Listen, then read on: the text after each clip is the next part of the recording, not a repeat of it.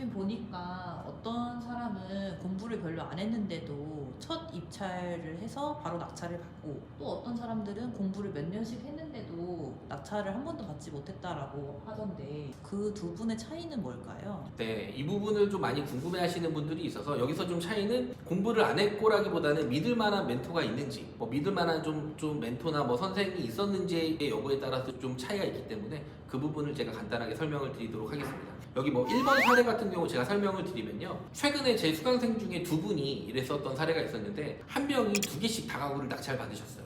그래서 한 분당 거의 뭐 월세로 따지면 1,000만 원 전후로 받게끔 하면서 수익률이 되게 좋은 사례가 있었습니다. 이 두 분의 사례는 부동산을 한 번도 거래를 해보셨던 분이 아니셨어요. 지금까지 뭐 전세도 사시고 월세도 사시고 부동산 매매를 한 번도 안 해보셨어요. 그랬었던 분이 다가구를 두 개를 받았어요. 그러니까 이게 뭐냐면 백지 상태에서 시작을 하신 분들이 오히려 낙찰이 된 수익률이 상당히 좋습니다. 뭐 초심자의 행운이라기보다는 이분들은 그냥 백지니까 뭐 선생님 뭐 어떤 물건이 좋아요? 그러면 이런 물건들 체크해서 이 물건들 들어가세요 하면은 낙찰 너무 딱딱 잘 받아오세요. 기준에 맞게 잘 하니까. 물론 뭐 본인만의 기준이 있겠지만 소통을 하면서 이제 진행하기가 너무 좋다라는 거죠. 아, 그래도 어느 정도는 좀 지식이 있고 본인만의 기준이 있어야 되는 거 아닌가요? 네, 맞습니다. 그래서 제가 뭐 제 강의할 때 그런 내용 같은 걸 다 말씀을 드리기 때문에 그런 부분들이 뭐 적용이 됐을 수도 있는데, 제가 뭐 그때 뭐 무료 특강을 해서 오프라인으로 해서 했었었는데, 제가 강의할 때 항상 그걸 물어봐요. 지금까지 부동산 거래를 한 번도 안 해보신 분 있냐? 뭐 거기서 소문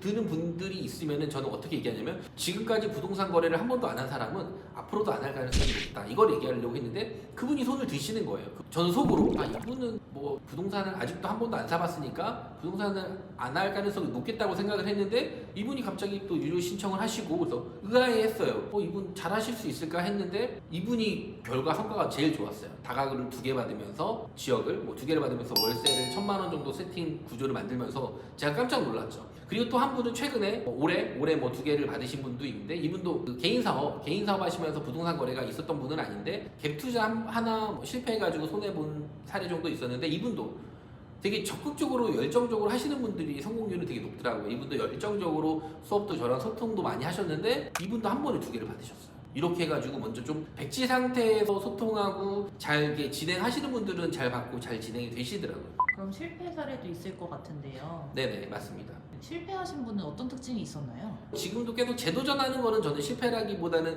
좀 성공이 좀 더 시간이 걸린다, 이렇게 표현을 하는데, 좀 몇 분들 같은 경우는 좀 본인만의 주장이 좀 강하시거나, 아니면은 나는 무조건 신축만 사야 돼, 아니면 난 무조건 서울만 해야 돼, 아니면 수도권만 해야 돼, 너무 좋은 것만 사야 돼, 이런 분들은 좋은 거는 입착률도 너무 올라가고 가격 경쟁률도 너무 붙기 때문에 이게 수익을 많이 내기도 어렵고, 뭐 예를 들어서 만약에 뭐 15억짜리를 나는 7, 8억에 사야 돼, 근데 실제 낙찰되는 건 11억, 12억이거든요. 그렇기 때문에 수익률도 안 맞고 기준이 안 맞기 때문에 계속 폐찰해서 의욕이 좀 떨어지고, 뭐 이런 사례 부분들도 있습니다. 그리고 또 하나의 또 실패 사례가 있으면, 되게 열심히 하시는 분이 있는데 이분은 제가 봤었을 때 너무 열심히 하고 너무 잘해서 이건 무조건 성과가 나오겠다라고 생각을 했는데, 나중에 알고 보니까 1년 있다가 제가 만났는데 잘 안 된 사례를 들었어요. 이게 어떻게 됐냐면, 이분 같은 경우는 시세 조사랑 물건이랑 임장까지 다 다니신 거예요. 예를 들어 뭐 지방 지역이면 청주든 당진이든 뭐 대전이든 충청권이든 어디든 임장을 계속 다니시는 거예요. 예를 들어 뭐 다가구라고 치면 다가구 낙찰 받으러 다니셔서, 원래 다가구 같은 경우는 임장 같은 거 할 때 네이버 시세 보고 임장 직접 가게 되면은 뭐 무리 세는 게 있는지 없는지, 그리고 시세가 얼마 정도인지는 네이버로 좀 확인하고 근처만 가볍게만 보면 되는데, 이분은 경매 나오면 거기 물건지 근처 부동산 가서